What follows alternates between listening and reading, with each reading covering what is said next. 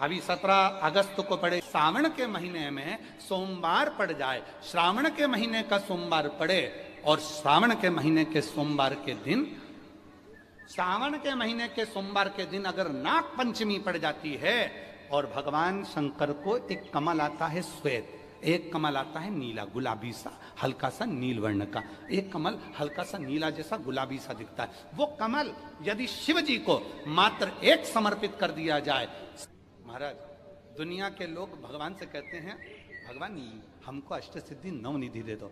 हम कहते हैं कि नव निधि की जगह अगर आपने केवल नील निधि, नील निधि का मतलब होता है विश्वनाथ जी को, शंकर जी को, भोलेनाथ जी को, शंभुनाथ जी को अगर सावन के महीने के सोमवार को पड़ने वाली नाग पंचमी के दिन अगर वो नील निधि के नाम से, हे भोले बाबा आपके जीवन की सारी जितनी निधियां हैं वो नील निधि में समाहित है और उस नील निधि के भाव से मैं ये कमल दल आपको दे रहा हूं और बाबा को समर्पित कर कर वो कमल दल भगवान शंकर के मंदिर से लेकर आ जाओ, जिंदगी में कभी भूखे नहीं रहना पड़ेगा, सारी निधियां तुम्हारे पास में होगी, सारी सिद्धियां तुम्हारे पास। 33 वर्ष में बाबा जी, 33 वर्ष में 6 बार सावन के सोमवार को नागपंचमी पड़ी है।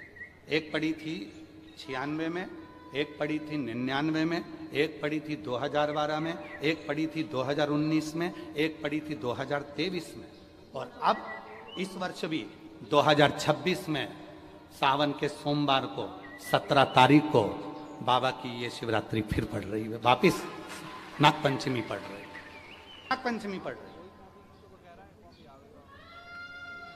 सावन के सोमवार पर पड़ने वाली नाग पंचमी को निधि पंचमी कहा जाता है, नील निधि पंचमी। भले वो नाग पंचमी है पर वो इतनी निधि दे देती है। क्यों कहते हैं महाराज, आपने देखा होगा चंद्र ग्रहण सूर्य ग्रहण होते हैं तो लोग शंकर जी के मंदिर में बैठकर तप करते थे, अघोरी तप करते थे, साधना तप करते थे। अब ये संसार का मनुष्य कोई अघोरी तो है नहीं, संसार का मनुष्य अघोर व्रत तो धारण करता नहीं है, संसार का मनुष्य तो बेचारा घर में डूबा रहता है, परिवार में डूबा रहता है, काम में डूबा रहता है। तो इसको निधि कैसे प्राप्त हो, इसको वो हीरा कैसे मिल जाए, इसको वो फल कैसे मिल जाए, तो उस स्वयं देवाधिदेव महादेव की कथा करती है, स्कंद पुराण वर्णन करती है, शिव पुराण वर्णन करती है। सावन के महीने में जब सोमवार पड़े, सोमवार के दिन नाग पंचमी पड़े, नाग पंचमी के दिन जो नील पुष्प भगवान शिव को कमल का समर्पित कर देता है और उसी कमल के पुष्प को नील निधि के रूप में लेकर आ जाता है, उसके पास में कभी जिंदगी में ना अष्ट सिद्धि की कमी होती है ना नव निधि की कमी होती है, उसका वैभव। जितने संसार के लोग कर्जे में, भले तुम्हारा बैंक का कर्जा हो, लोन का कर्जा हो, चाहे तुमने दुनिया में कहीं से भी कर्जा ले रखा हो, एक बार सोमवार को नागपंचमी 17 अगस्त 33 वर्ष में ये 7वीं बार आ रही, बहुत रुक रुक के आती है सोमवार, बहुत रुक रुक, और ना जाने फिर अगला योग कब लगेगा। अगर मौका मिला है कर दो। और हमने यहां तक कहा यदि कमल का पुष्प ना मिले तो एक महाराज जी एक पुष्प होता है वो नीले कलर का शंख जैसा होता है जो शिव जी को बड़ा प्रिय है, क्या बोलते हैं उसको, शंख पुष्पी, क्या नीलकंठ, हाँ एक नीले कलर का होता है। अभी तो यहाँ पर है नहीं, हम प्रयास करेंगे आपको उसका दर्शन कराए। चढ़ा है, लाओ लाओ लाओ लाओ।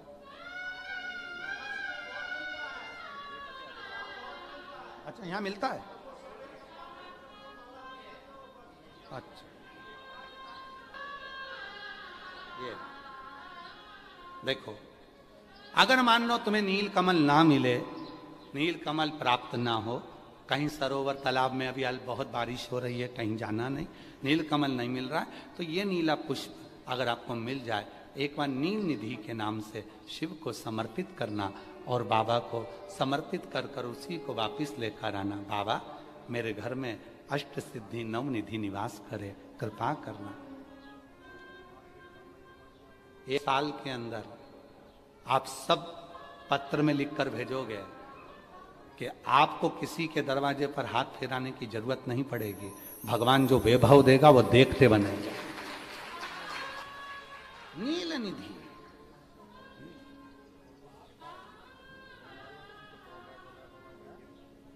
कौन सा दिन है? बोलो जरा। सावन के, जम के बोलो जरा, जम के बोलो। सावन के सोमवार पर यदि नाग पंचमी पड़े, फिर हमें ना तो तप करना है, ना साधना करना है, ना कोई उपवास, ना कोई चीज। बड़ी सुंदर लिखी है महाराज, नील निधि, ध्यान दीजिएगा। यदि डॉक्टर ने कह दिया तुम्हारे शरीर में कोई गठान है, बहुत बड़ा कोई रोग हो गया है, ये छूट नहीं रहा है, बहुत तकलीफ में पड़े हुए हो और मिट नहीं रहा, तब शिव जी के शिवलिंग पर एक दुर्वा, दुर्वा का मुख हो जलाधारी की हो जहां से पानी बहता, बेलपत्री, बेलपत्री का डंडी का मुख हो जहां से जल बहता, जलाधारी की हो। और दो छोटी छोटी कटोरियों में यदि सावन महीने के सोमवार की नाग पंचमी पर अगर दूध चढ़ाया जाता है और उसको दूध चढ़ी हुई बेलपत्री और दुर्वा दोनों को लेकर आया जाता है, दुर्वा सुबह के समय द्वितीय दिवस में, जिस दिन चढ़ाओगे उस दिन नहीं, द्वितीय दिवस में उसको सुबह सुबह चबाकर खा लीजिए। और बेलपत्री को जिस कक्ष में आप सोते हैं उस कक्ष में उसको रख लीजिए, कहीं पर भी, हमेशा के लिए। जो शरीर का रोग है वो धीरे धीरे मिटेगा ही, और 4 से 6 महीने के अंदर बड़े से बड़ा रोग सारी रिपोर्टें नील आकर सामने खड़ी होगी। ये कोई साधारण नहीं है। सावन महीने का सोमवार, उस दिन पड़ने वाली नाग पंचमी। आप सबको तो साधुता है, आपकी बार 17 अगस्त को पड़ रही है और बाबा की कृपा से आपको ये कथा श्रवण करने को मिल गई नील निधि की। रोग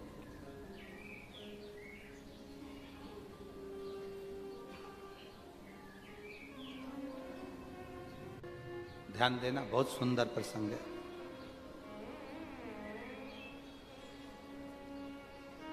बहुत ध्यान देना जरा, बहुत सावधानी से, और बहुत अच्छी बात है। पूरा विश्व सुने इस बात को। विश्वनाथ जी शांत हैं, माफ कर दें। विश्वनाथ जी तो आपके और हमारे जैसे हैं। शिव कहां रहते हैं? ब्रह्मलोक में, विष्णु जी वैकुंठ लोक में, शिव मृत्यु लोक में। तो जो मृत्यु लोक में रह रहा है वो हमारे जैसा ही है। शिव जी के 3 नेत्र हैं, तो अपने भी कितने नेत्र हैं? 3। कितने नेत्र है? 3 है ना। हमारे भी 3 नेत्र हैं, आपके भी 3 नेत्र हैं, क्योंकि शिव जी के 3 नेत्र हैं। शंकर जी के अगर 3 नेत्र हैं तो 3 नेत्र हमारे भी हैं और तुम्हारे भी। एक नेत्र ये जिससे अपन अपनी अच्छाई देखते हैं, मैंने जो करा बहुत अच्छा करा। दूसरा नेत्र ये जिससे हम अपने परिवार की अच्छाई देखते हैं, मेरे घर वालों ने जो करा बहुत अच्छा करा। तीसरा नेत्र हर व्यक्ति का यहाँ होता है, वो हर एक व्यक्ति की बुराई ढूंढता है, हर एक व्यक्ति में गलत काम ढूंढता है, वो तीसरा नेत्र है उसका। शिव जी के 3 नेत्र हैं तो आपके और हमारे 3 नेत्र हैं, क्योंकि शिव जी मृत्यु लोक के देवता हैं। शिव जी ने विष पिया तो हमने भी विष पिया, आपने भी विष पिया। दुख आता है, तकलीफ आती है, विष पीना पड़ता है। और विष तब माता नील सरस्वती तुम्हारे कंठ में बैठती है, अर्थात उस दुख को सहन करने की शक्ति दुर्गा भवानी मां पार्वती ही देती है। दुख तो विष सुनने भी पिया, विष अपन ने भी पिया। उनके गले में अगर विषधर है, उनके गले में सांप है, तो तुम्हारे भी गले में ये परिवार का जो बैया पड़ी हुई है, ऋषियों बैया पड़ी हुई है, ये सर्प ही तो है, सर्प ही तो है।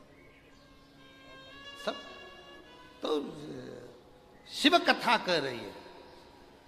जो संत ने कहा काशी के घाट पर, मां गंगा के घाट पर, एक एक भारतवासियों को और विदेश में बैठे हुए एक एक सनातनियों की बुद्धि में वो बैठना चाहिए कि विश्वनाथ तो शांति से रहते हैं, विश्वनाथ तो शीतल हैं, विश्वनाथ तो करुणा सागर हैं, विश्वनाथ तो माफ करना जानते हैं, विश्वनाथ तो तुमको क्षमा कर देते हैं। कौन क्षमा करते हैं? जम के बोलो जरा। विश्वनाथ, विश्वनाथ क्षमा कर देते हैं। इंसान क्षमा करता है, इंसान क्षमा करता है, पर कर्म कभी क्षमा करते हैं क्या? जैसा करोगे वैसा तो तुमको भोगना पड़ेगा। विश्वनाथ क्षमा कर देते हैं। तूने काशी में आकर जो गलत विचार रखे, तूने काशी में आकर जो गलत सोचा, तूने काशी में आकर गलत दृष्टि रखी, तूने काशी में आकर गलत गलत विचार करे, तूने काशी में आकर गलत काम करा, तो विश्वनाथ तो क्षमा कर देंगे, वो तो सहज है। पर कर्म का भोग तो भोगना पड़ेगा। तो राहगीर ने कहा विश्वनाथ क्षमा कर देंगे, तो उन्होंने तो मुझे क्षमा कर दिया, पर मेरे कर्म को कौन क्षमा कर सकता है? कौन? मेरे कर्म को कौन क्षमा करेगा? उसका नाम बताओ, मैं वहां जाऊंगा। राहगीर से कहा अगर कर्म की क्षमा मांगना है तो विश्वनाथ जी की धरा केदार खंड में पहुंच जाओ। केदार खंड में केदार गौरी का मंदिर है। उस केदार गौरी के मंदिर में जैसे ही पांव रखोगे तुम्हारे कर्म का भोग तुम्हें नहीं भोगना पड़ेगा, छूट जाओ। केदार गौरी के मंदिर में जाओ। कर्म का भोग अगर नहीं भोगना है तो काशी में अगर आओ तो केदार गौरी के मंदिर में जाकर केवल पांव ही रखोगे, दर्शन ही करोगे, तो तुम्हें कर्म का दंड नहीं भोगना पड़ेगा। कर्म बोल गौरी केदारेश्वर महादेव की। उसने कहा तुम मैं केदार गौरी मंदिर चले जाऊं? जा। राहगीर गंगा का स्नान कर कर केदार गौरी के मंदिर की ओर बढ़ा। जैसे था वैसे वैसे शरीर ठीक होता जा रहा था, और जैसे ही मंदिर में प्रवेश करा वहां का जल लेकर जो आचमन करा पूरा शरीर ठीक हो गया। कर्म का भोग भोगना, कर्म भोग से वो मुक्त हो गया। कर्म। अब सोचो काशी क्या है, और तो भी हम लोग भटके, तो भी स्मरण ना रहे। बाबा जी एक माता जी ने तो पत्र में लिखा कि हमारा निवेदन है, देखो पत्र में लिखा कि हमारा निवेदन है भले तुम ऑफलाइन कथा मत करो पर हर साल सावन में ऑनलाइन ही कर दो, पर काशी तो आओ। महाराज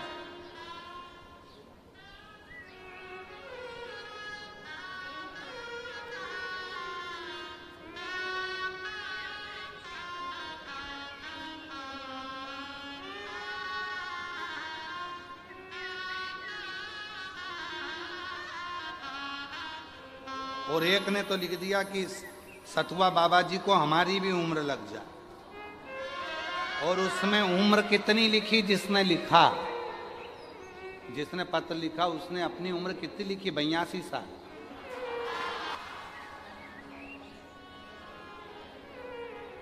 और वो लिख रही है कि सतुआ बाबा जी को हमारी उम्र लग जाए। अब तेरी बच्ची कितनी? देखो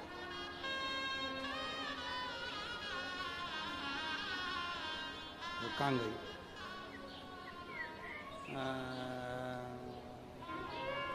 दीना जायसवाल, पति श्री दीनानाथ जायसवाल। ये पत्र हमारे घर के बुजुर्ग लिखे। ठीक है, कहीं बैठी है? हाँ यही है। आजा आजा आजा, सतुआ बाबा जी को उम्र दी तो आजा। इनके बुजुर्ग ने पत्र लिख कर भेजा और उम्र लिखी 82। तो हमने कहा बताओ गजब है बाबा, सतुआ बाबा तुमको काशी बुलाते रहते हैं, इनको हमारी भी उम्र लग जाए। और खुद की उम्र 82 जुड़वा है अभी। सो तो 82 से कितनी बची है, विचार करें। पर प्रेम है बाबा जी आपके प्रति, स्नेह कि ऐसी ही अविरल गंगा काशी में बहती रहे, ये सबके हृदय का। बाबा पहली कथा सतुआ बाबा जी के यहाँ सुनी, फिर वापिस हमको तो बस सुगंध मिली थी कि कथा काशी में हो रही है। सूंघते सूंघते पहुंच गए यहाँ और बाबा की कथा सुनने का मौका मिल गया। बाबा बहुत तकलीफ में थी, पर जब से कथा सुनना प्रारंभ करा तब से मेरे बाबा ने झोली भरना प्रारंभ कर दिया।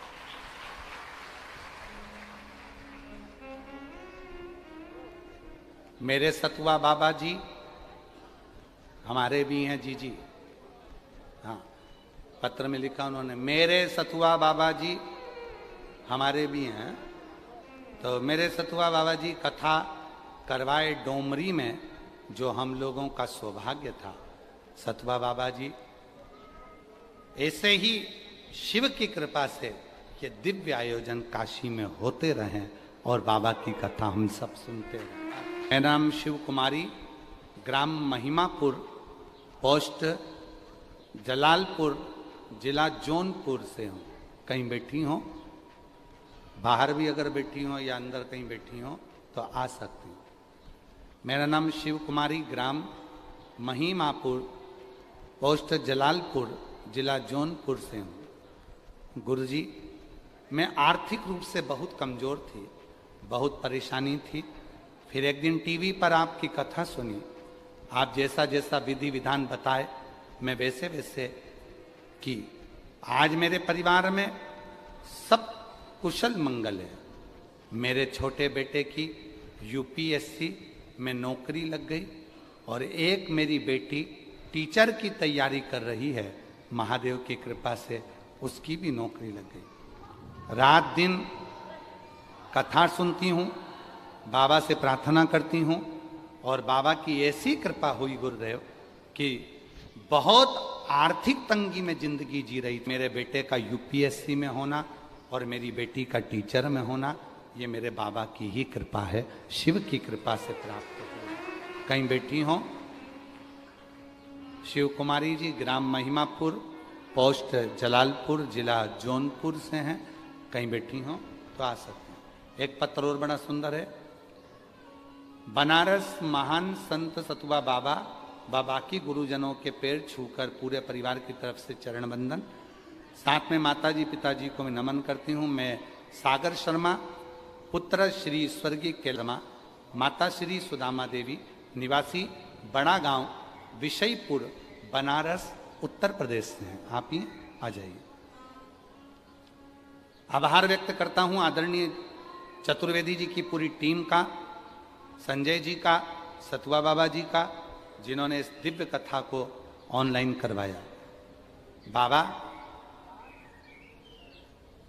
ऑनलाइन अभिषेक करने का क्या फल होता है ये हम जानते हैं।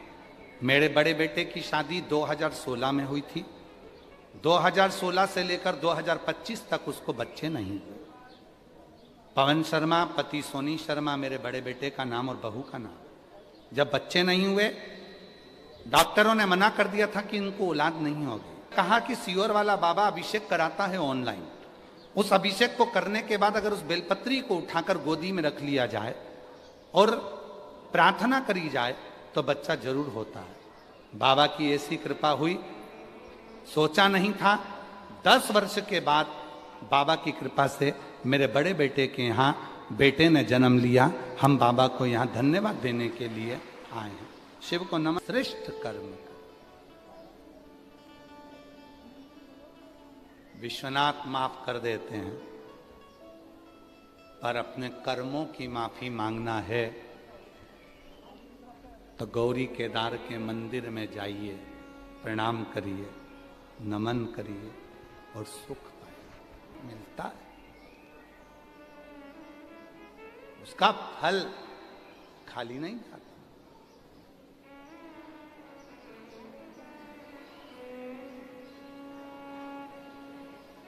किसी को पानी पिलाया, किसी का मुख झूठा कराया। यहीं की एक कथा है जिसने कभी अपने दरवाजे पर किसी को पानी नहीं पिलाया था। यहीं काशी की कथा है बाबा जी। स्कंद पुराण, काशी खंड,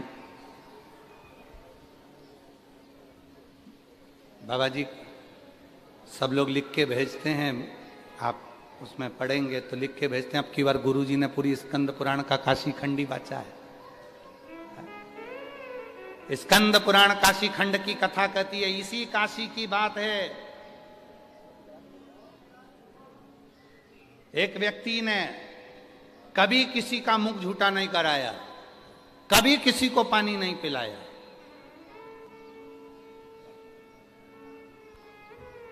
बहुत भगत आते काशी में, कभी उसने अपने दरवाजे पर, अपने ओटले पर भी किसी को बैठने नहीं दिया। अपने ओटले पर किसी को बैठने नहीं दिया, अपनी भूमि पर।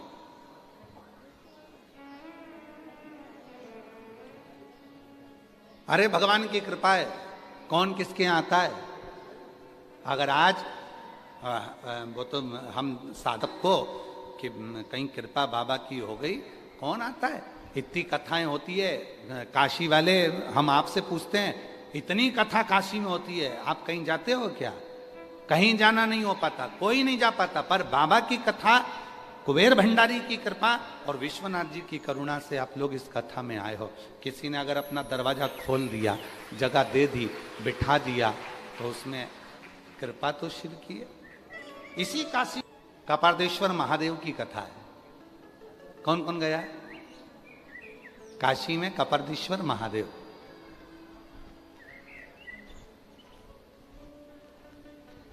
पिशाच मोचन कुंड, कौन कौन गया है। अच्छा, तुम पिशाच मोचन कुंड से पहचान गए ना, ऐसे कपारदेश्वर महादेव से नहीं पहचाने क्या है? यही है क्या है? तो हर हर महादेव बोले जरा, कपारदेश्वर महादेव की। पिशाच मोचन कुंड, इससे तो पहचान गए ना तुम काशी वाले, ठीक है। अब तुम इस कथा को सुनो जरा, कितनी सुंदर कथा है। वर्णन किया, एक शंकुकर्ण नाम का एक ब्राह्मण था, रोज स्नान करता, रोज स्नान, बाबा कपारदेश्वर का पूजन करता, जल चढ़ाता, स्मरण करता, रोज प्रतिदिन।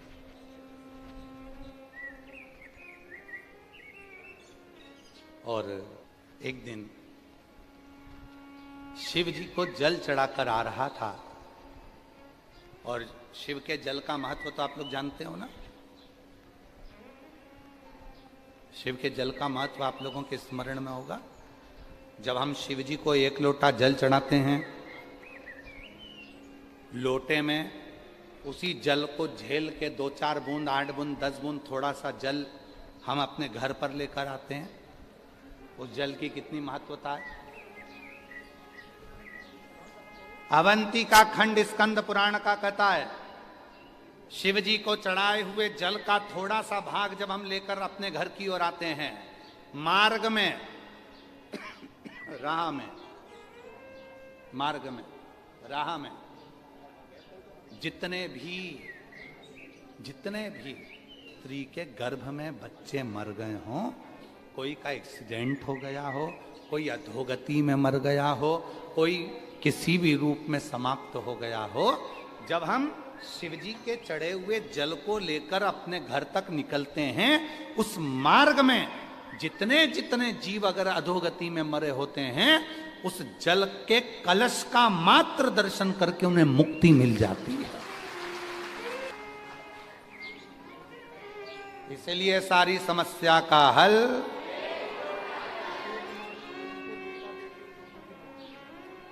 आपके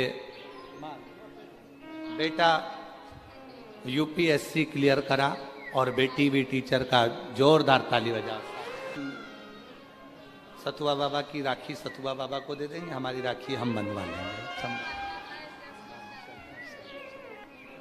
बाबा आपका कर्जा ना रखे हैं सतुआ बाबा जी, राखी दी है जी ने कि हम सतुआ बाबा की राखी दी है।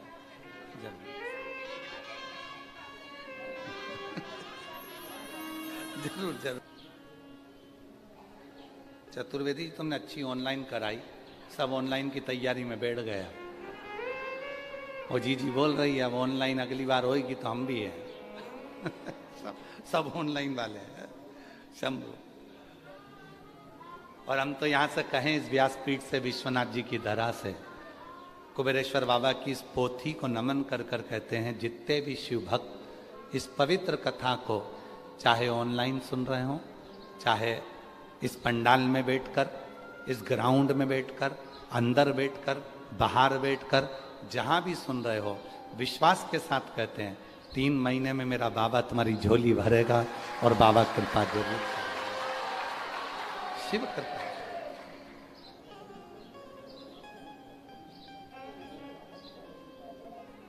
कर्ण निकल कर जा रहे थे जल चढ़ाकर शिव जी को, कपार्धेश्वर महादेव।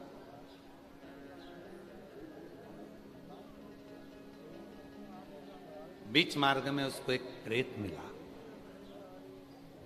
इसलिए कुंड का नाम है पिशाच मोचन कुंड। बीच में एक प्रेत मिला, शंकुकर्ण ने उस पर ध्यान नहीं दिया। मुश्किल है, वो प्रेत दिखा पर शंकुकर्ण का ध्यान नहीं गया, उस ब्राह्मण का ध्यान उस प्रेत पर नहीं गया, प्रेत को देखा ही नहीं। अभी आपको कथा में कहा था, काशी में रहना है तो अच्छा देखना है। अब इन भूतों को कौन देखे, कौन देखे प्रेतों को?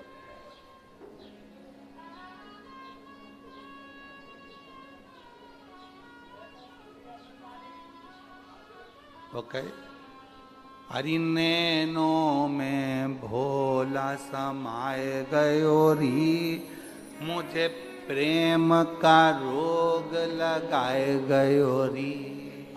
अब ये नैनों में शिव समा गया तो प्रेम का रोग लगा गया। प्रेम,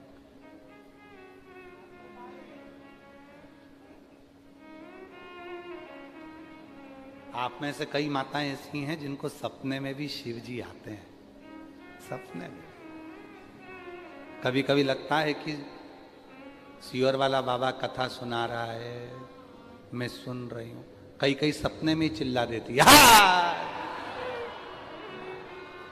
सपने में चिल्ला रही, इतने में पति उठ के बैठ जाता है, ए विमला उठ उठ, क्या हुआ? कहीं नहीं, कथा सुन रही थी। अरे तेरी कथा के चक्कर में गरुण पुराण बच जाए, तू चुप। इतनी तक चिल्लाती है, मैंने क्या करा? चिल्ला दी जम के, हर हर महादेव। पत्नी बोली अच्छा हुआ हर हर महादेव चिल्लाई, नहीं तो कल सियोर वाले बाबा जी ने डमरू बजाना बताया था। और जरूरी नहीं है कि अपने गाल का बजे, कोई जरूरी है कि अपने गाल का बजे।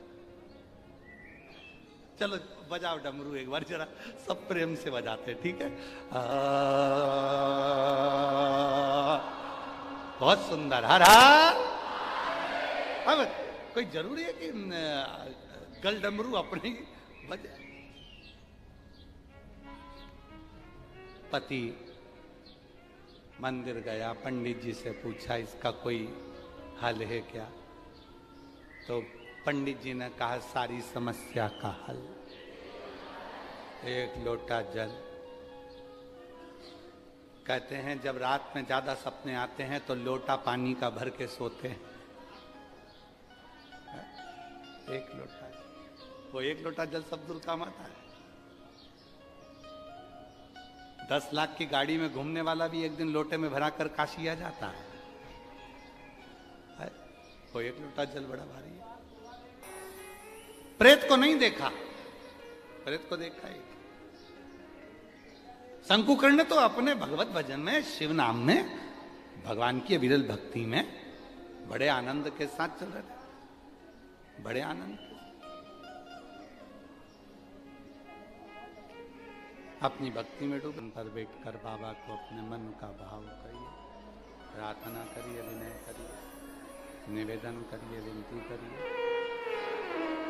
जहाँ जगह मिले वहाँ बाबा को अपने मन का भाव कहो, प्रार्थना करो, निवेदन करो, विनय करो, विनती करो, हृदय से बाबा को अपने मन का भाव कहिए, प्रार्थना करिए, निवेदन करिए, विनती करिए, विनय करिए।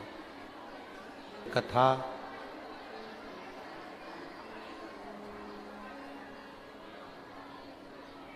कल ऑनलाइन शिव महापुराण की कथा श्रावण के इस पावन महीने में जो अपन सब अपने अपने घरों में विराजमान होकर श्रवण कर रहे हैं, ये जीवन का सुख प्रदान करने वाली है। शिव महापुराण की कथा 24,000 श्लोकों का ये समावेश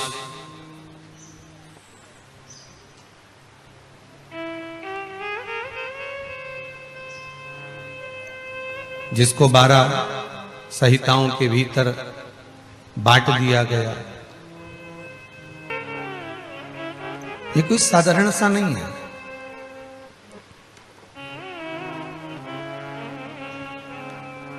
इस शरीर की रोमावली में 3.5 करोड़ रोम छिद्र इस मनुष्य के जो शरीर में है, और उस शरीर के अंदर जो 3.5 करोड़ रोम छिद्र हैं, शिव महापुराण के शब्दों का संबोधन श्रवण कर कर, शिव महापुराण की कथा को श्रवण कर कर हम अपने जीवन में उतार कर केवल बाहर का स्नान नहीं कर रहे, भीतर का भी स्नान कर, अपने भीतर का स्नान भी हम कर रहे। महाराज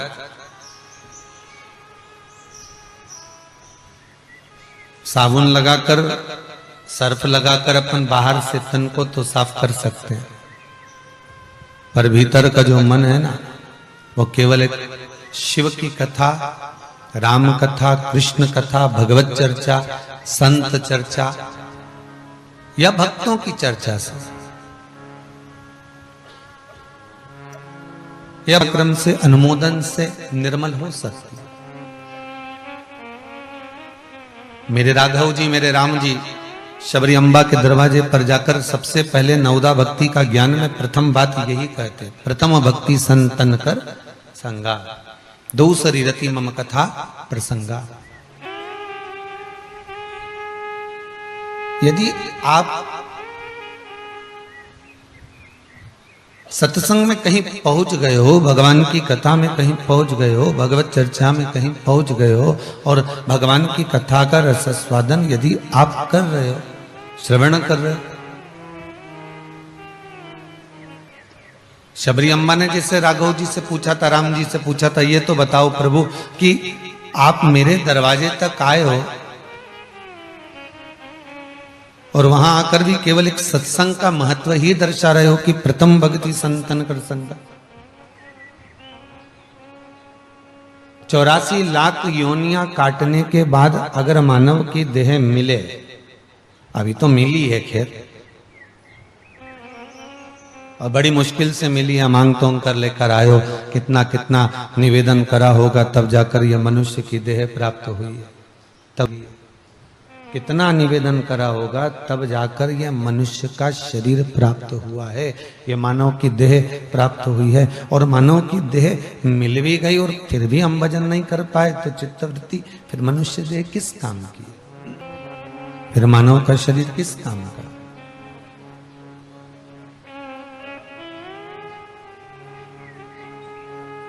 वो कहा ना, से मिलती है, लाख प्रयास कर लिया, लाख आपने उपाय कर लिया, लाख आप भगवान की भक्ति में डूब गए, कहा आपने, विचार करा आपने कि मुझे ये भक्ति प्राप्त हो जाए, फिर भी बड़ी मुश्किल से मिलने वाली।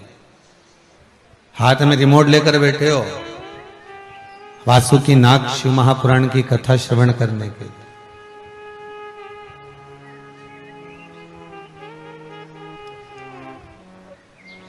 जितना फेसबुक, जितना यूट्यूब, जितना गूगल सर्च करना है सब कर लेना, पर अभी तक के शायद इतिहास में वासुकी नागशु महापुराण की कथा शायद ही कहीं सुनने को मिली हो और मिल पाए। वो तो बाबा की कृपा है, सावन का महीना है और रघुवंशी परिवार को साधुवाद धन्यवाद है जो श्रवण करवा रहा है।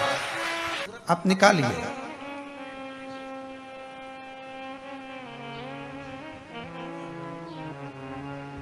क्यों दिखते हैं स्वप्न में सर्प?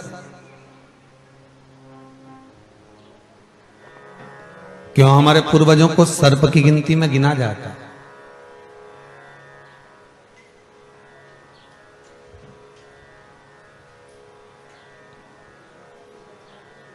क्यों सर्प को मारने वाले को मनुष्य देह प्राप्त होने में हजारों वर्ष तप करना पड़ता है, तब जाकर कहते 84 लाख योनियां मनुष्य को मिली है, पर मानव की देह आखिरी है, पर वो आखिरी देह तक पहुंच ही नहीं पाता है। पड़ता फिर किसी योनि में, फिर किसी योनि में, फिर किसी योनि में पढ़ना पड़ता है, बारंबार पढ़ना पड़ता है, बारंबार जन्म लेना पड़ रहा है, बारंबार जाना पड़ रहा है।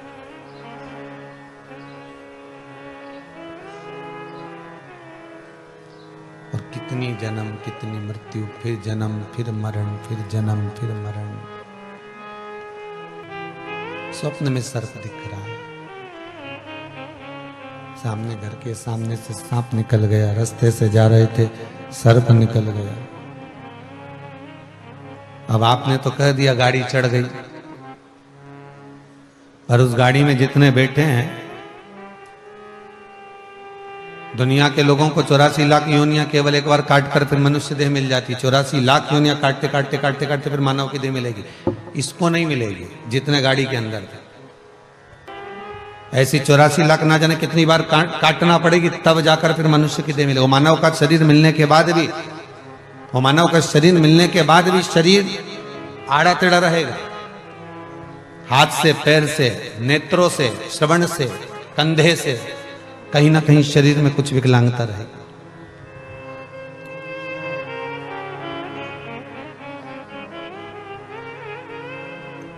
छुड़वा दिया गया, ले जाओ इसको, पकड़ कर ले जाओ, इसको कहीं दूर छोड़ देना, मारना नहीं हो,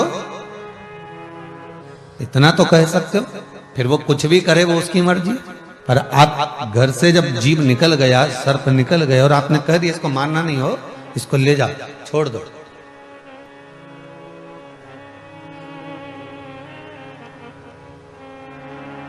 अदालत में जब कोई केस चलता है ना, तो उसमें दोष यही आता है, आपने किसी को अगर उत्साहित कर दिया, हाँ हाँ तू तो ऐसा कर ले, तो जिसने करा उसके साथ इसी को पकड़ा जाएगा जिसने बाबाई करी, हाँ हाँ कर ले। किसी ने किसी को प्रेशर दे दिया, उसने कुछ कर लिया, तो उसी को पकड़ा जाएगा जिसने प्रेशर दिया। मरने वाला तो मर गया, करने वाला तो कर गया, पर इसको उत्साहित किसने करा? किसी ने कोई करने जा रहा है उसको रोक भी दिया, तो उसका भी एक सुख है अदालत के अंदर, हाँ ठीक है इसने कुछ ज्ञान की बात कही, इसको ठीक है, इसको छोड़ा जाए। पर सामने भवन में, घर में, परिवार में, कहीं खेत खलियान में कहीं दिख भी गया सर, और आपने कह दिया ले जाओ इसको मार दो, नहीं नहीं नहीं, इसको ले जाओ पकड़ कर, मारना नहीं हो, बस इतना तो कह सकते कि इसको मृत्यु ना दीजिए।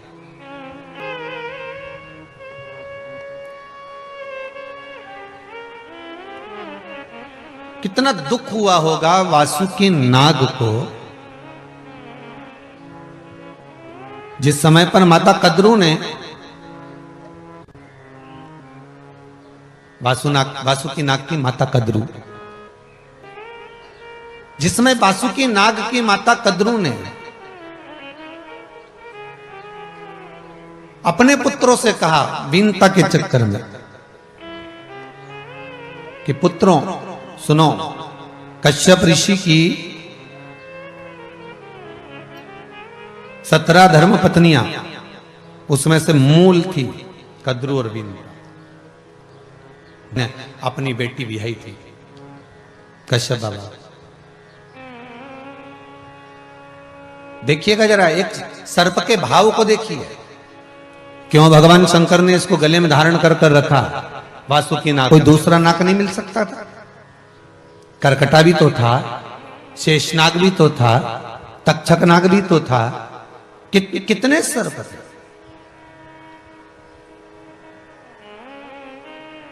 पर वासुकी को धारण करने का शिव के पास सबसे मूल है कि आपका विश्वास और आपके हृदय की निर्मलता। शंकर का मूल सबसे मूल तत्व है उसकी निर्मलता। भगवान को एक नाम से पुकारा जाता है, भोला। क्या कहते हैं शिव को? भोला। भोला का मतलब क्या होता है? उसके भीतर का भोलापन। भोला का मतलब होता है निर्मल, इसके भीतर पाप नहीं, इसके भीतर कपट नहीं।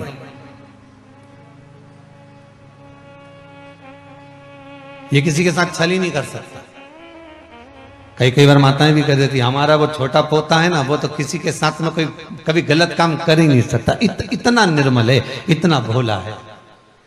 और फिर पूछा जाए वो बड़ा, अरे वो तो महाउद्दंड है। उसके बाद तो कहां दिन भर दोस्तों के साथ घूमता रहे, दिन भर यहां वहां पड़ा रहे, कब आग लगा के आ जाए मालूम ही नहीं पड़ने दे। वो तो जब सूचना मिले तब मालूम पड़े कि ऐसा है। कई बार कहने में आ जाता है कि इसमें उद्दंडता है और इसमें भोलापन है। ये बहुत भोला है, इसके भीतर पाप नहीं है, इसके भीतर कपट नहीं, इसके भीतर छल नहीं, इसके भीतर बेईमानी नहीं, इसके भीतर प्रपंच नहीं। पुराण की कथा कही ये रही है, शिव महापुराण की कथा वर्णन भी यही कर रही है कि आपके भीतर अगर कपट है, आपके भीतर अगर छल है, आपके भीतर अगर बेईमानी है, आपके भीतर अगर प्रपंच है, तो तुम शिव के कितनी भी भक्ति कर लो, शंकर प्रसन्न नहीं हो। शंकर को सबसे ज्यादा प्रियता भोलेपन में।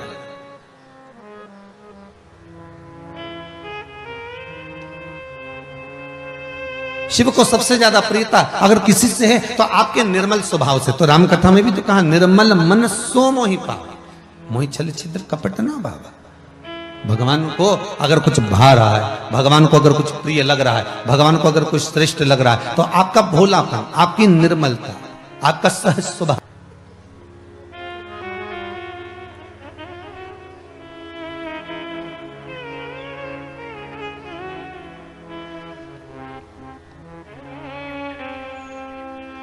और जितना व्यक्ति भोला हो, निर्मल हो, भोले का कौन?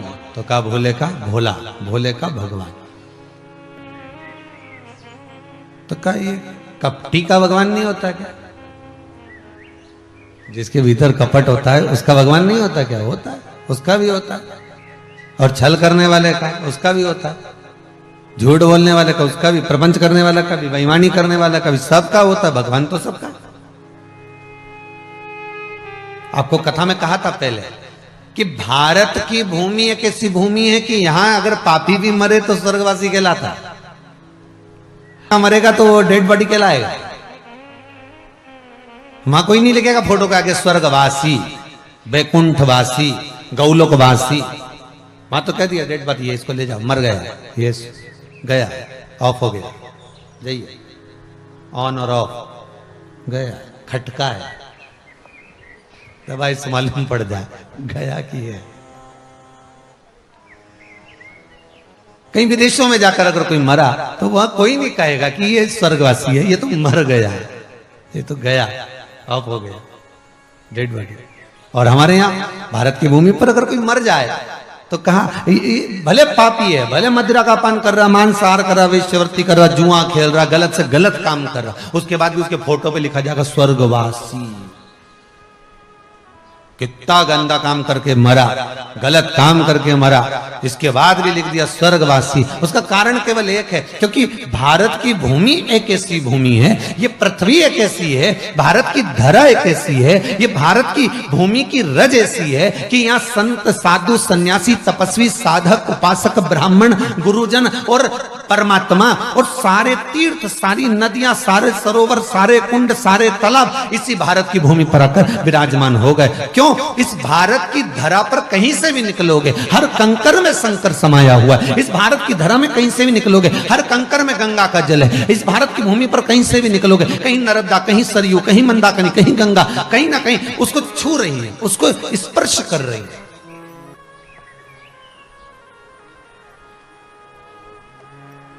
देवता भी जिस भूमि पर आकर आने के लिए तरसते हो, ऊपर जाकर मीटिंग करते हो, कौन कौन जाएगा? अरे भाई, जब भगवान शंकर कैलाश पर आकर विराजमान हुए तो भगवान विष्णु से पूछा गया, नारायण बोलिए क्या करना है? तो भगवान शंकर से कहा आप मृत्युलोक में पहले जाइए। देवलोक हमारे पास, बैकुंठ लोक हमारे पास, ब्रह्मलोक हमारे पास, इंद्रलोक हमारे पास, नागलोक हमारे पास, ये लोक हमारे, तो तुम्हारे पास में मृत्युलोक, आप मृत्युलोक में जाओ। तो सारे देवताओं ने विचार करा कि हम भी मृत्युलोक में जाएंगे। तो भगवान ने कहा चलो ठीक है, अगर मैं जा रहा हूं तो सब चलो। तो 33 कोटि देवताओं ने विचार करा कि हम भी जाएंगे। अब सारे देवता इकट्ठे हो गए और जाने के लिए तैयारी करने लगे। जितने खास खास देवता थे सब बस गए मृत्युलोक में। कोई वृक्षता बन गई, कोई पत्र बन गया, कोई पक्षी बन गया, और बाकी के देवता बच गए। अब इन्होंने विचार करा कि अब अपन क्या करें, अब अपन क्या करें, अपन को भी जाना है। तो भगवान ने कहा एक काम करो कि रज बन जाओ। इस मृत्यु लोक में भारत की भूमि पर जितनी भारत की भूमि है, ये भारत की जो धरा है, ये जो भारत की रज है, इसके कण कण में 33 कोटि देवता समाये हैं। इसलिए उसका जब स्पर्श होता है तो पापी से पापी मरने वाला भी स्वर्गवासी बन जाता है, वैकुंठवासी बन जाता है, गौलोकवासी बन जाता है। ये वो धरा है जहां का कंकर भी शंकर कहलाने लगता है। ये वो धरा।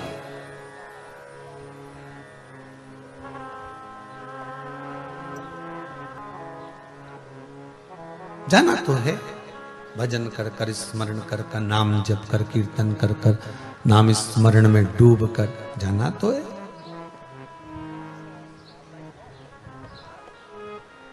पर भगवान को भोले प्रिय, भगवान को जरा भोला भोला भगत भगवान को प्रिय है ही।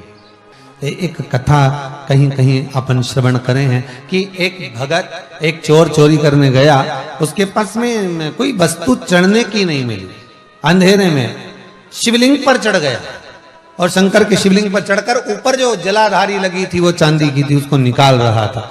निकालते ही शंकर प्रसन्न हो गए, प्रकट हो गए, मांग तुझे क्या चाहिए? उसने कहा मैं चोर हूं। भगवान बोले मैं नहीं जानता।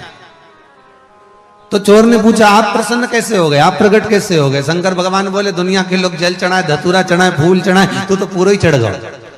अब प्रसन्न नहीं हो तो क्या करूं, तू बता। इतनी प्रसन्नता मुझे कि तू पूरा चढ़ गया, आज तक कोई नहीं चढ़ा, ने तू चढ़ा। तो इसका मतलब ये तो नहीं है कि तुम भी चढ़ जा। तूने सोच लिया कि बताओ, सीवर वाला महाराज जी बोले कि एक भगत एक चोर चढ़ गया था तो भगवान प्रसन्न हो गए थे, उसको वर दे दिया था कि मांग तुझे क्या चाहिए। तो वो चोर भी विचार में विस्मय में पड़ गया, अब मैं मांगू क्या? तो भगवान से कहा प्रभु ऐसी कृपा कर दो कि मेरा गुजारा चलता रहे, ऐसी कोई चीज दे दो। भगवान भी संसार के लोगों को गुजारा करने के लिए कुछ ना कुछ ज्ञान देकर भेजते हैं, कुछ ना कुछ विद्वत्ता आपको देकर भेजते हैं। संसार का ऐसा कोई मनुष्य पैदा नहीं होता जो बिना विद्वत्ता के पैदा होता, उसको कुछ ना कुछ दिया गया। और जिसके शरीर में भगवान कुछ ना कुछ विकलांगता दे देते, उसको दुगनी विद्वत्ता दे देते, उसका भाग्य प्रबल कर देंगे, कहीं अच्छी नौकरी लगवा देंगे, या उसके भीतर ऐसा भक्ति का संचार कर देंगे कि वो भगवत स्मरण में डूबा रहे। कोई काम ऐसा लग जाए, उसका कोई कार्य ऐसा करने लगता है। कहते हैं ना कि इसमें अकल ज्यादा हो गई, इसमें विद्वत्ता ज्यादा। भगवान किसी को भी पैदा करा, दुनिया के लोग भले कह सकते कि भगवान हमारा बड़ा बुरा कर रहा है, भगवान तो हमारी सुन ही नहीं रहा। भगवान ने अगर जन्म दिया है तो भरण पोषण करने की जवाबदारी उसी की है, और उसने जैसा करा है वो अच्छा ही करा।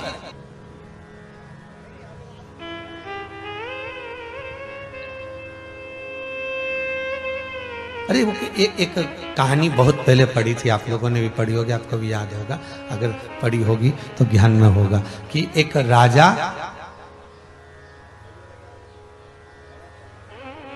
की दासी ने उसको पात्र में जल ला कर दिया, और पात्र में जब जल ला कर दिया तो पात्र की जो किन्नौर थी ना, राजा को देते समय वो किन्नौर उसके हाथ में गड़ गई और उंगली कट गई। राजा को क्रोध आया, दासी को मृत्यु दंड दिया जाए,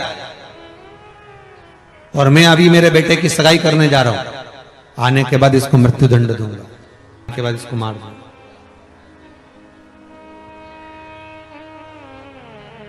ठीक है। दासी की आंख में अश्रु थे, रो रही है। उसने महामंत्री से कहा, मंत्री जी मैंने कोई दोष नहीं करा।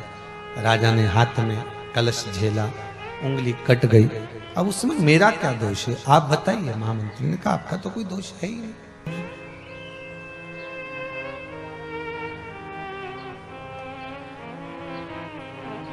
फिर दोष राजा का है ना। महामंत्री जी ने कहा राजा का भी दोष नहीं, दोष तो पात्र का है, जिसमें इतनी किन्नौर थी। राजभवन में पात्र होना ही नहीं चाहिए जिसमें इतनी किन्नौर है, जिससे उसकी उंगली कट गई, हाथ कट गया, ऐसे किन्नौर वाला पात्र रखना ही नहीं था। राजा से कहा महाराज जी कोई बात नहीं, उंगली कट भी गई ना तो कोई टेंशन मत लीजिए, कहीं ना कहीं भगवान कुछ अच्छा ही सोचा होगा, भगवान ने कुछ अच्छा सोचा। हमने बहुत पहले कहानी सुनी थी, आज आपके सम्मुख में आई है तो कह दे भगवान ने कुछ अच्छा ही सोचा होगा। राजा घोड़े पर सवार रथ में बैठकर लड़के की सगाई करने चला, संबंध पक्का करने चला। जब संबंध पक्का करने के लिए जब जा रहा है, संबंध पक्का करने के लिए जब पहुंच रहा है, बीच मार्ग में जाते जाते आक्रमण हो गया, आक्रमण कर दिया। वन में रहने वाले वनचरों ने आक्रमण कर दिया, उसको पकड़ लिया, पकड़ा और ले जाकर मारने के लिए आतुर हुए कि अब कुछ नहीं मिला, ये आखिरी का मिला है, इसी की बलि चढ़ाना है देवी को। स्नान कराओ, स्नान कराकर इसको देवी के सामने ले जाकर राजा को खड़ा करा। बलि चढ़ने ही वाली थी, बलि चढ़ाने वाले ने कहा पहले शरीर देख लो कहीं से खंडित तो नहीं है, क्योंकि देवी को जो फल चढ़ता है वो खंडित नहीं चढ़ता। करा तो इसका शरीर देखा तो उंगली कटी हुई थी। हुजूर सरकार इसकी तो उंगली कटी है, इसकी बलि नहीं चढ़ सकती, छोड़ दो इसको। उसको छोड़ दिया। राजा अपने नगर में पहुंचा तो दासी को तो छोड़ दिया, महामंत्री से कहा तूने कहा था भगवान जो करता है सब अच्छा करता है, अगर उंगली भी कटी है, परमात्मा जो कर रहा है सब अच्छा कर रहा है, अगर उंगली भी कटी है तो उसमें कुछ ना कुछ हमारा अच्छा हुआ होगा, परमात्मा ने कुछ सोचा होगा। भगवान क्यों गलत करेगा?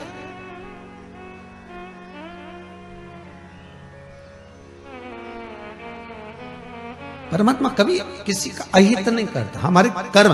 फिर वही बात आ गई, ईश्वर आपको माफ कर सकता है पर कर्म माफ नहीं करेगा, कभी हमको माफ नहीं करेगा।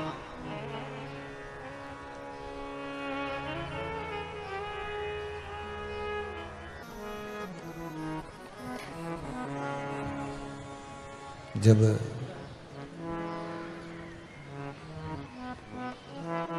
फिर वही बात आ गई, आप जितना निर्मल मन, सहज, भोला, जितना निर्मल मन। भगवान वासुकी नाग ने अपनी माता कद्रू के श्राप को सुना,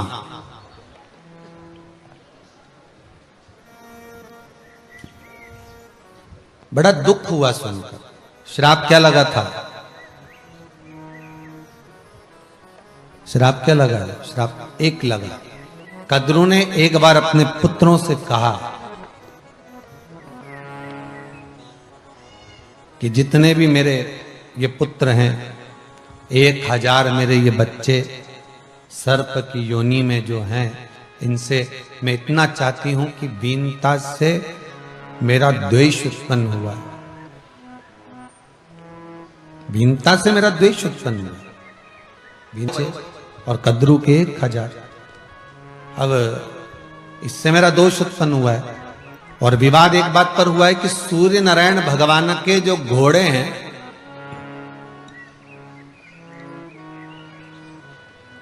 भगवान सूर्य नारायण का जो घोड़ा है,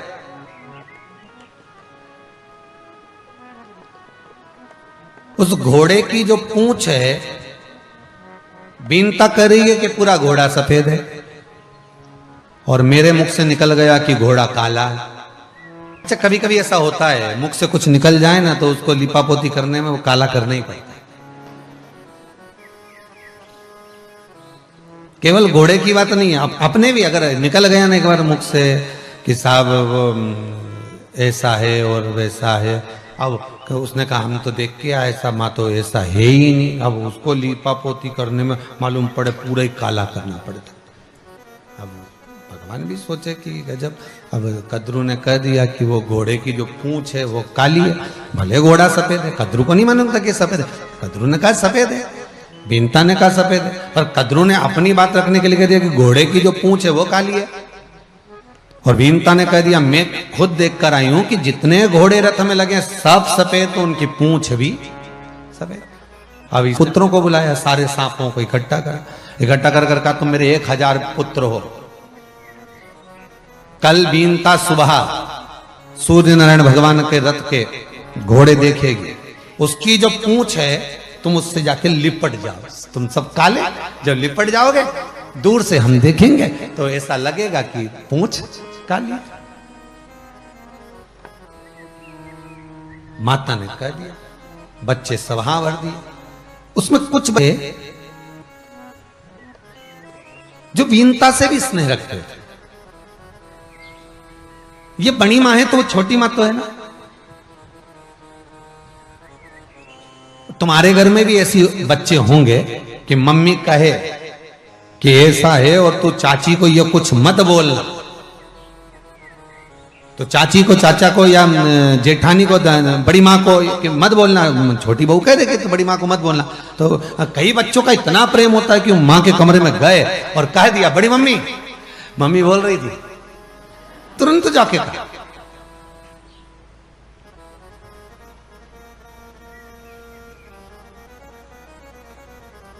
अब कितना समझाया आपने, कितना कहा आपने, और उसके बाद भी वो पहुंचा, और उसका प्रेम इतना है। तो कई बच्चों का प्रेम बीनता से था, भले पर है तो छोटी माँ बड़ी माँ का अंतर तो वही है। और एक ही पिता की बेटियां तो मासी भी लगे। अब प्रेम भी जुड़ा हुआ है, स्नेह भी जुड़ा, वात्सल्यता भी जुड़ी, करुणा भी जुड़ी हुई। अब बोले तो क्या बोले, तो मन में आया कि अब मैं, इतने में पुत्रों ने कह दिया, कुछ पुत्रों ने कहा मां आपका साथ इस कार्य में नहीं देंगे, हम क्यों घोड़े की पूंछ को काली करें जब सफेद है तो। इतने में माता को क्रोध आ गया और कद्रू ने क्रोध में आकर कह दिया मैं तुम्हें श्राप देती हूं, तुम माता के विमुख हुए हो, जितने मेरे कहने पर जा रहे हैं वो सब तो बचे रहेंगे, पर जो माता के शब्द का संबोधन नहीं सुनकर भी, मानकर भी नहीं जा रहे, उनको मैं श्राप देती हूं कि एक ना एक दिन तुम्हें यज्ञ में भस्म होना पड़ेगा। यही उन्हेल नागदा, याद कर लो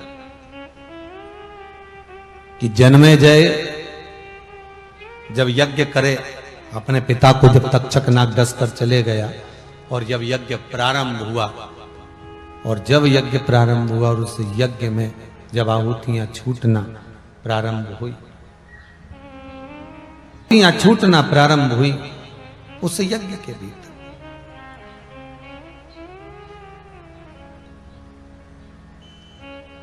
जब आहुतियां चलने लगी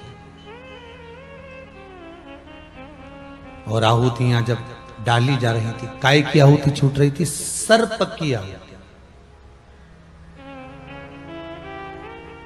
उसमें साकल्य नहीं है, उसमें कोई तिल और जौ नहीं है, उसमें धूप नहीं है, उसमें केवल अगर कुछ है तो सर्प डाले जा रहे थे, सर्पों को पकड़ा जा रहा था, छोड़ा जा रहा था हवन के अंदर। कौन कर रहे थे? राजा बलि। आप कौन कर रहे थे?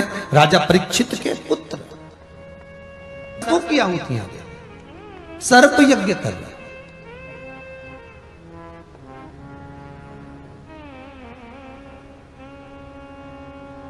और पुत्र स्वाहा होते चले जा रहे। तो आज वासुकी नाग को ये दुख हुआ, शिव के गले में पड़ने वाला वो वासुकी नाग को आज दुख इस बात का हो रहा है कि ये गलती मेरी माता से हो गई, कि माता ने श्राप दे दी। गलती इस बात की हो गई कि माता श्राप दे दी, माता ने श्राप दे दिया कि तुमने मेरा कहना नहीं माना, इसलिए तुम ये अग्नि में तुम्हें पटका जाएगा, तुम स्वाहा हो जाओगे, तुम यज्ञ में भस्म हो जाओगे, तुम विध्वंस हो जाओगे। दिल हृदय दुख गया, हृदय दुखा, नैनों से अश्रु बह रहा है, नैनों से जल बह रहा है, आंखों से आंसू निकल रहे हैं। और वासुकी नाग कोई श्रेष्ठ नहीं लगा। और हुआ क्या था, वो पूंछ को सूर्य नारायण भगवान की पूंछ से जाकर जो जो सांप लिपट गए थे, पूंछ काली हो गई थी। बीनता ने कहा देखो, कद्रू बोली देखो, सूर्य नारायण भगवान के घोड़े की पूंछ सफेद है कि काली। अब वो जो सफेद पूंछ थी वो तो काली दिखने लगी। बड़ा दुख हुआ बीनता को कि मैं तो कल देख के आई थी तो घोड़े तो सफेद थे और पूंछ भी सफेद थे, पर ये रात में क्या हो गया, घोड़ा बदल दिया, तो पूंछ काली कैसे हो गई। तो बीनता को तो नहीं मालूम पड़ा। तो कहा अब तुम्हें मेरी दासी बनना पड़ेगी, शर्त ये लगी है कि तुम्हें मेरी दासी बनना पड़ेगी, दासी बन जाओ। और बीनता दासी बन गई।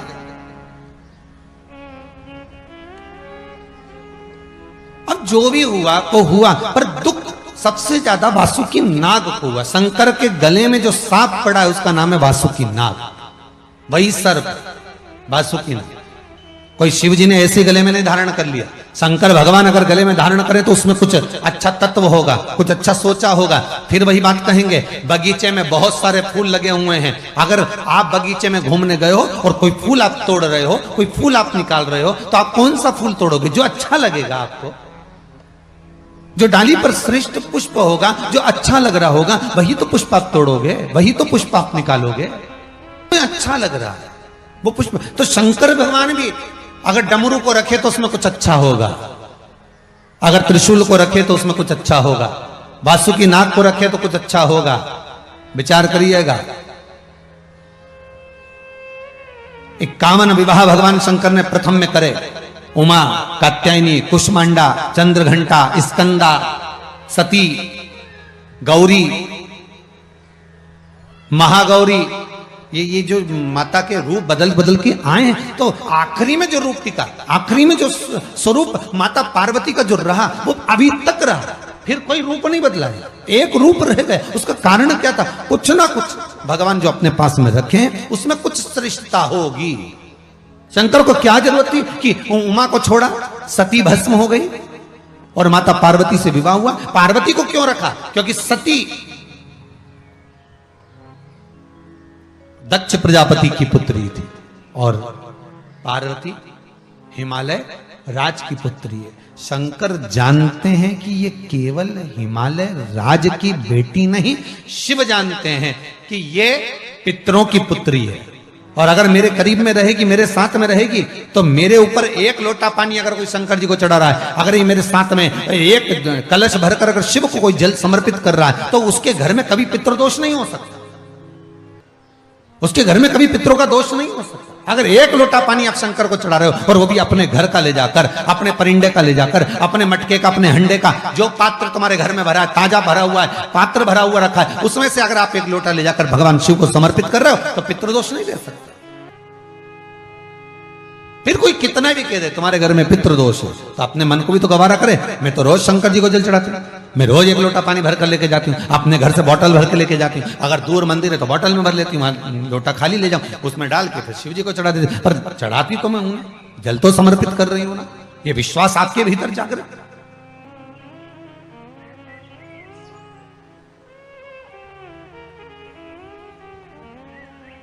शिव जी ने डमरू रखा, उसमें भी कारण है।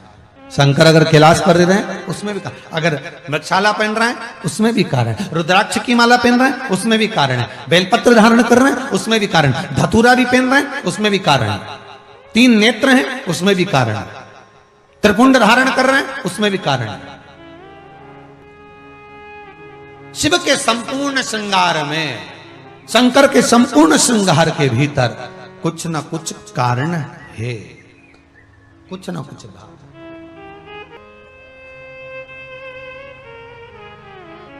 किसी बच्चे से पूछना, क्यों रे बिस्कुट क्यों नहीं खा रहा?